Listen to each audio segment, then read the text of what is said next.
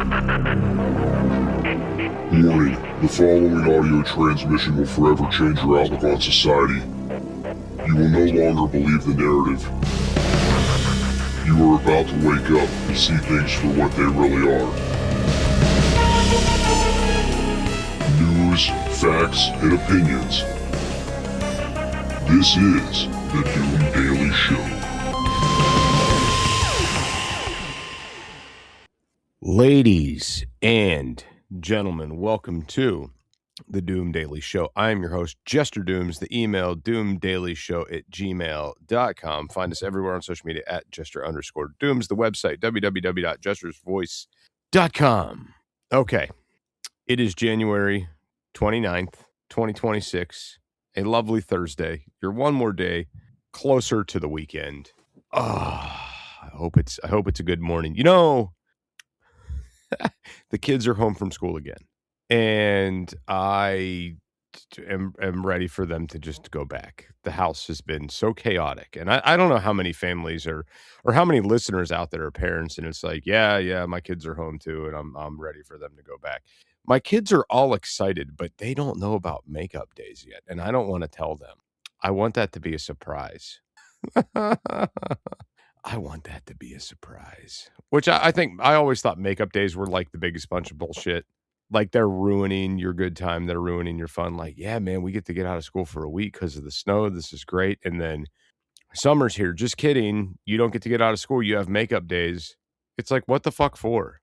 Who's deciding this bullshit?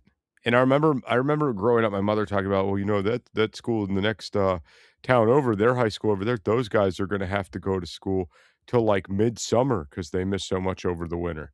And I never really understood it because I used to like wake up and watch the news and watch, like, when it came across the bottom of the screen, this school district 2-hour delay, this school district closed. It was the one right next to us all the time that was closed, and we were always on a 2-hour delay.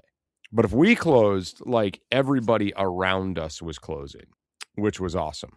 Anyway, it's really wild to me that the kids have been out of school this long. But I mean, it's because our town's like a sheet of ice.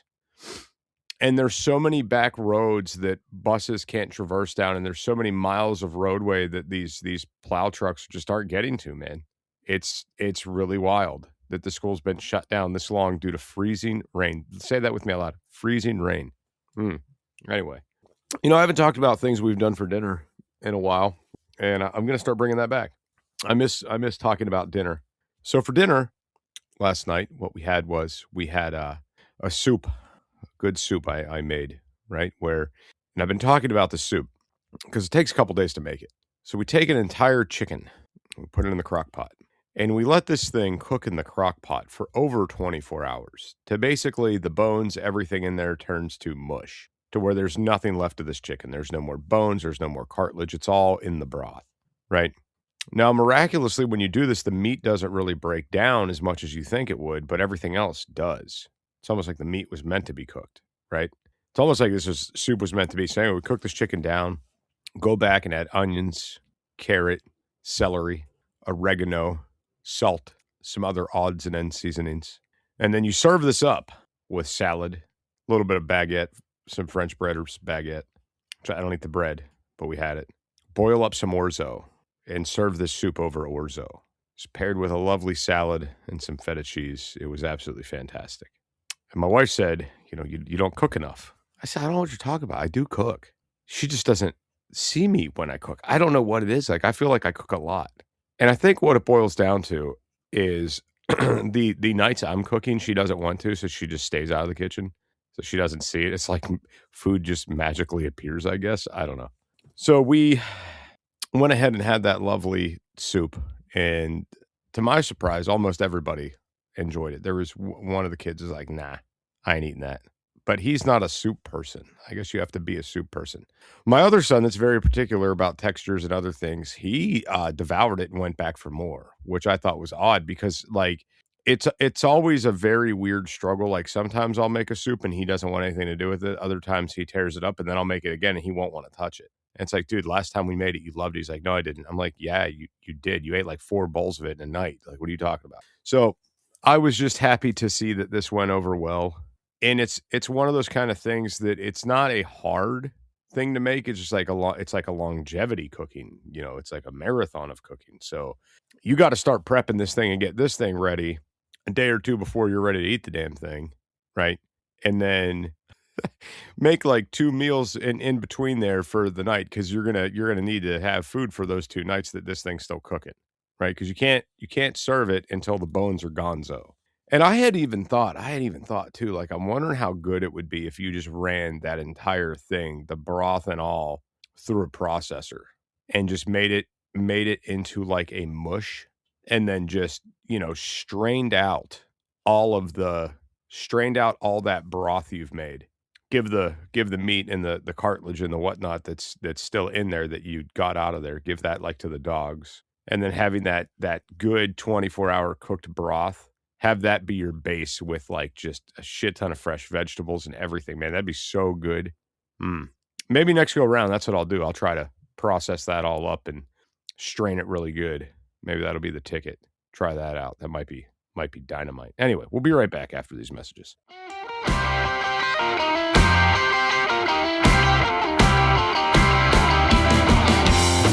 Hey, producer Scooter here. First off, thank you for downloading and participating in the wide world of Jester Doom. Please be sure to check out jestersvoice.com website. Everything you want to know is located on jestersvoice.com. If you're looking for salacious details, it's on jestersvoice.com. Don't forget to share the show with your friends and even with all your enemies. And now, back to the musings of Jester Doom.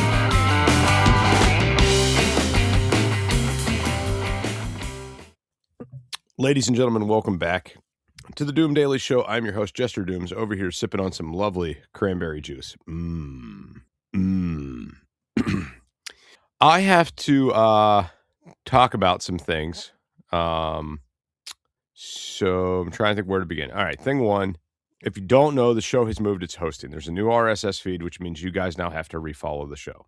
If you're already listening to me here, then follow this one. If you're listening to me here, follow this one. Okay, this is the one. It's not going to change again. This was a one-time deal where we jumped over and merged with my other show, and that's just it. Mainly for the cost effectiveness of it all. Now, that's the one thing. Also, if and not a lot of you are, I've noticed, and it's okay, but if you are sharing this out on social media, and I know some of you are, guys, do me a favor when you share this on social media. Share it through a platform people actually fucking use or have. Like, everybody has Spotify or Apple Podcasts. Those are like the 2 main damn things, okay? Everybody already has those. So if you're sharing a Podbean link and they click follow and they're like, oh, God, I can't stand this app, then they uninstall it, we just lost a listener. They're still in our follower count. That's cool, but we lost a daily listener.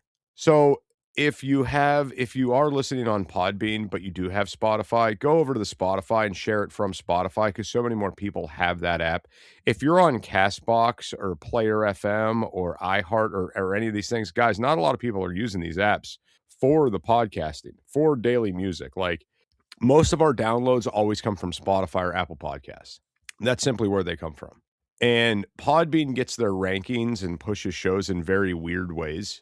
So it's imperative that if you're taking the time to share it on your social media, share it on a platform people are actually utilizing on their phones on the daily. There's not a day that goes by that I don't have Spotify going in some capacity in the background, whether I'm in the car, whether I'm doing a live with you guys. That's it. All right. So then, speaking of the lives, TikTok is really the place I've been going live lately to talk to everybody and communicate with everybody. And, that's been kind of the go-to since I steered away from Clapper. Now, the idea of Clapper was fantastic in its infancy, but it has drastically changed into an app that is a very just disgusting platform. That app was a very community-based, like, you could interact with the creators of this app and they wanted your content, and it was all well and good. And then they started growing, and then the people that made up the platform kind of fell to the wayside. And what's really shitty, I think what's really shitty about it is that I myself had stepped away from TikTok and put so much effort into Clapper, it was unreal. Just to be shadowed by the most disgusting women you've ever seen in your life taking their clothes off for money on that app. I'm talking like, I get, like the good looking, attractive women that are like, I was gifted this body and I'm going to use it to make money and blah, blah, blah. And okay, sure. Why not? I mean, look at the revenue that OnlyFans generates. So I get it. I understand it. I get there's a market. I get sex sells. I understand all that. That's fine. But whenever I can't compete with some 400-pound broad that's like nasty and sweaty and is missing teeth and it's got folds over top of folds, and I bounce through her fucking live and I see there's 300 people in there gifting her, so she lets a nip slip that's probably covered in fucking cheese whiz. And I'm looking at my live and I'm like, I'm averaging 5 fucking people. What the fuck is happening here? Like this has drastically changed. And then I'm scrolling more lives and it's getting worse and worse and nastier and nastier. And I mean, I'm not talking like, oh man, I want to be in there. These are good looking women. I'm talking like, if you want to lose your lunch, go scroll that app. And for any of you out there that are like, oh, everybody's created equal and all women are beautiful and all this shit. Fuck no, they're not. Fuck no, they're not. That I don't care. That's bullshit. Okay. I don't care about what kind of hate I get. I don't care about what any kind of negative feedback I get. I don't fucking care. I don't. Because there is a line here in the sand. Like, it's okay, guys. Listen, for everybody out there, it's okay to have fucking standards. Do you understand that? It's okay to have standards. That's okay. You're allowed to have a type. You're allowed to have a standard. And if somebody's not your type and you find that to be disgusting and they don't meet your standard, that's okay. Standards used to be something that was preached upon and it was held in high regard, like if you had high standards when it came to your dating. Now, if you don't give somebody the time of day that doesn't meet your standards, for some reason, you're the fucking bad person. I don't know how the fuck that happened. I don't know where the fuck that came from. Typically, also, when we see people that are not up to our standards, they also lead a very different lifestyle than we do, right? Like your lifestyle from that person will be drastically different. Like if you're somebody that's in relatively good shape and you go to the gym a lot, you're not going to want to be with somebody that eats McDonald's 3 times a day that weighs 400 pounds. They can't hang out with you and go to the gym. They're not going to want to sit down and have the same meals with you because you don't eat the things that you want to eat. Their hobbies might consist of video games and snacking on Cheetos, as to where your hobby might consist of like water skiing and taking the dog to the park, things that they don't want to do because they're lazy. Okay. Like that's the reality. Even if you lowered your standards, the relationship would not work. So it's okay to be different. It's okay to have a separation. It's fine. Like me, myself, I am not in great physical shape. By no means am I an athlete, but I'm also not a tubby McFat fuck. And I'm very active. I like hiking. I like kayaking. I like swimming. Okay. I like long walks. Okay. And I eat very healthy. And I like to go out to nice places to eat. I don't eat fast food. All right. And my hobbies consist of social media content, podcasting, like it's my fucking job, amongst other things. So don't sit here and tell me that it's not okay for you to have, like who would I find that would fit that lifestyle that's 400 pounds that eats McDonald's? Okay, I'm done ripping on the fatties. We'll be right back after this message. Can't get enough of Jester Dooms? Check out his other show, It's Doomsday Podcast, available on all podcast platforms. That's It's Doomsday Podcast. Back to the show. Ladies and gentlemen, welcome back to the show. I'm your host, Jester Dooms. Email doomdailyshow@gmail.com. The website, www.jestersvoice.com. Go ahead, go to the website. Click that link and leave me an audio message about what a prick I am. Go ahead. Have fun. So I went down a rabbit hole there with the social media and shit talking Clapper, primarily because, they're making money off really disgusting content and pushing creators like me that have been there from the beginning to the wayside. That is the problem that I'm having. Okay. Now, moving forward, I had somebody introduce me to a new app yesterday and the app is called Epic Studios. Producer Scooter, if you have the link, I think I sent it to you. If you could put that in the show notes, that would be fantastic. Thank you, sir. It's a lot like TikTok, very similar interface to Clapper. There are some cool features that I like about it that other apps simply don't have, and I think that they should. So Epic Studios runs picture-in-picture. So if I drop a live to go check an email, I can have that live still going in the bottom of the screen, still hear it, right? The other thing that's really cool about Epic Studios is you can actually turn down the creators' lives that you're watching. So if it's like you want to go watch a video on YouTube about something, you could do that, have the volume up on YouTube and the creator turned down that you're watching live. So this, in my opinion, is the best app for multitasking. And I will be live there this weekend to test the waters over there on Friday and Saturday night. And it's going to be my typical hanging out live where we're shooting the shit and meeting new people. So I highly encourage all of you to, I'm not saying jump ships. I'm not saying I'm not going to be live on TikTok again. I'm not saying that, but I see where my efforts go places and where my efforts don't. And my efforts on TikTok are not going anywhere. My efforts on Clapper went really far until they made a drastic change to push smut on the platform. Okay. So I notice my TikTok is not TikToking like it used to. Okay. Trying to get video views is really hard. The same people that interact with my content are the same people that have been interacting with my content for years. I'm not getting pushed out anymore. It's not happening. There was a time I would go over there and talk shit in a video for 20 seconds and I get 400,000 views. Now I'm lucky to crack 1,000 views with a video. When my lives would start, I would automatically hit the FYP. And as soon as I did, I had 300, 400, 500 people in there. And then my numbers would dwindle down and we would average 75 to 100 people. That's what we would average in the lives. And a lot of these people came back every day. We had a community. It was fantastic.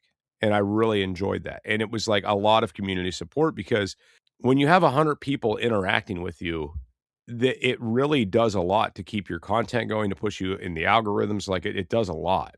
Now, that doesn't happen anymore.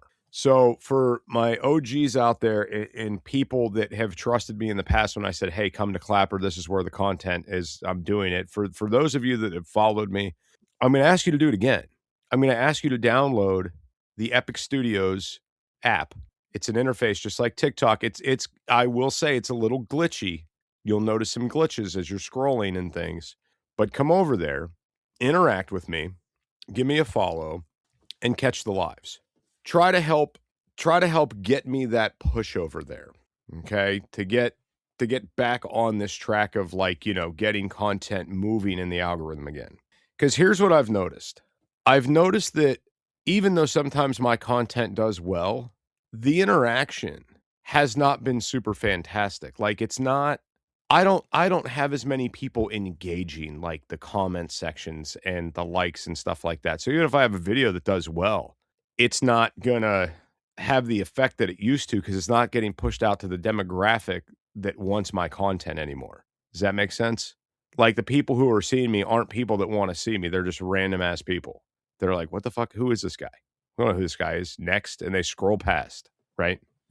So just do me that solid, do me that favor and just kind of, go over there, download it. It's in the Play Store. It's in the App Store, Epic Studios. Give me a follow over there. That's the latest, greatest place I'm going to be pushing social media content. The problem I'm having right now is you can only post 3 videos a day. So I'm like, what the fuck? That's going to be extremely hard for me to not want to get that built up quick with only 3 videos a day. But hey, we'll see how it goes. We'll see how the content does over there. Trying to figure out how their hashtag system works and stuff. I got some more research to do in there, but anyway, we'll work on it. Anyway, we'll be right back after these messages. Hey, Producer Scooter here. And if you've made it this far, I just want to commend you for diligent listening skills. But also, I want you to take a moment since you've come this far with us.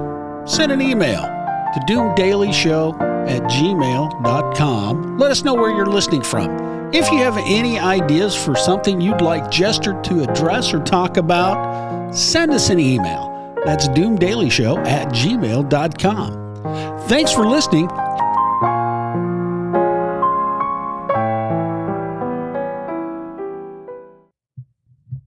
Ladies and gentlemen, welcome back to the Doom Daily Show. I'm your host, Jester Dooms. Go to the website, cuss me out if you would.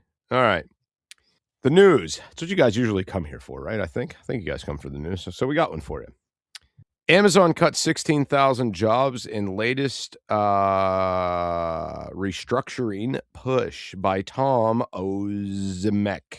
Amazon said on January 28, it will eliminate about 16,000 roles across the company as part of an ongoing restructuring effort aimed at flattening management layers, reducing bureaucracy, and redirecting resources toward artificial intelligence and other strategic priorities. Now, there's a lot of people that work for Amazon. It's a big company, okay? And there's big roles, there's small roles, there's a lot of contracting. There's just a lot.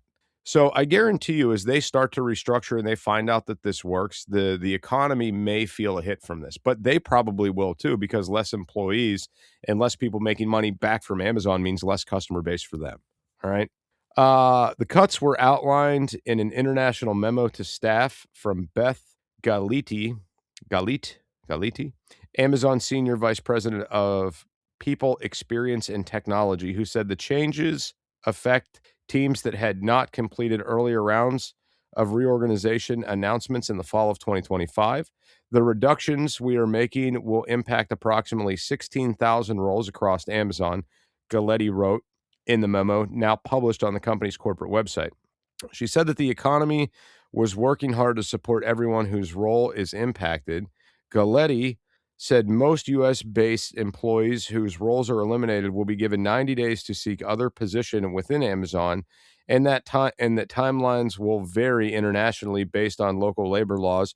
Employees who do not secure a new role internationally or will choose to not pursue one will receive severance pay, outplacement services, and health insurance benefits where applicable.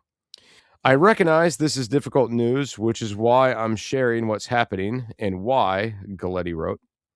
Despite the cuts, Amazon will continue hiring and investing in priority areas, Galletti said. She also said that the reduction does not signal a cycle of recurring layoffs and that teams will keep adjusting structure and pace as needed to stay competitive in the fast-changing environment.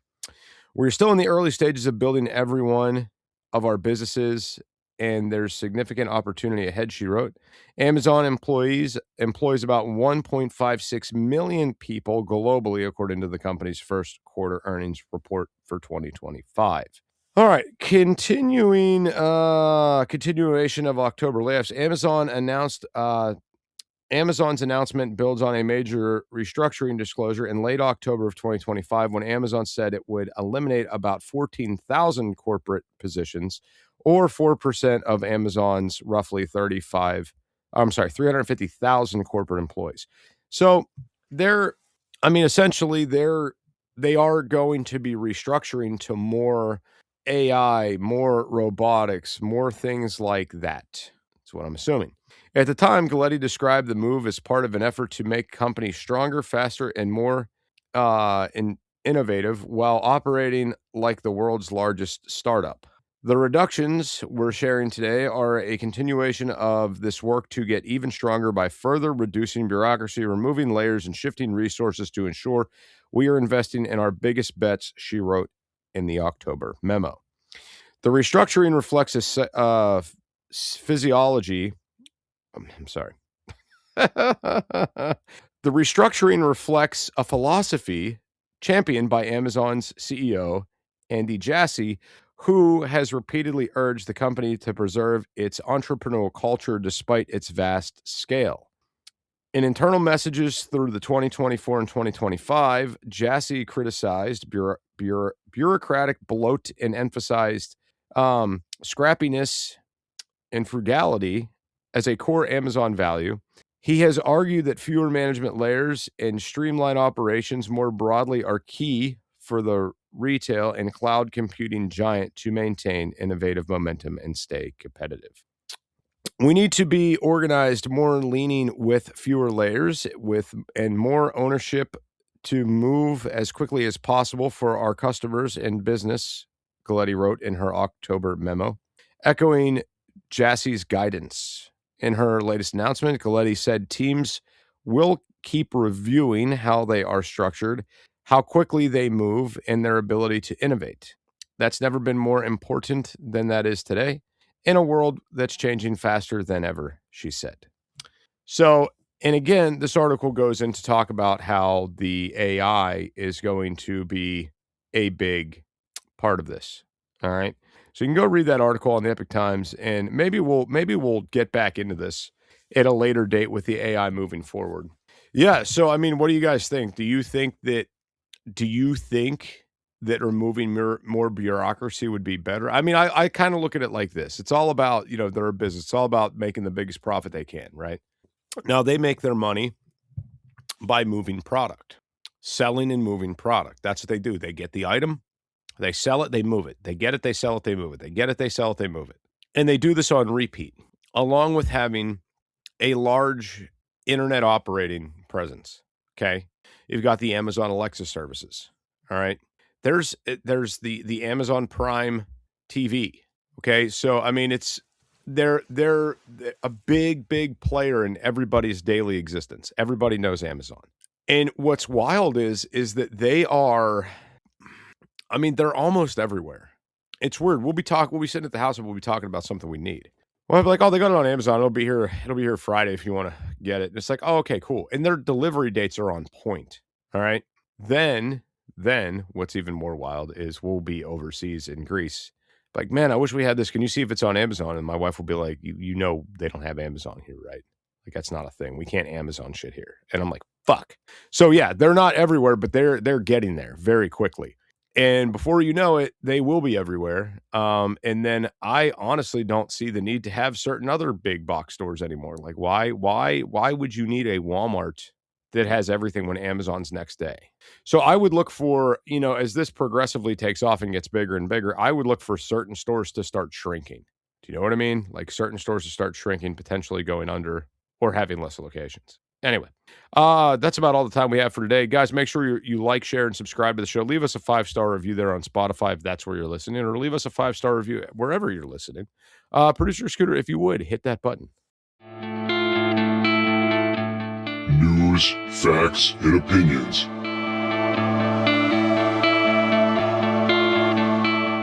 This is the Doom Daily Show.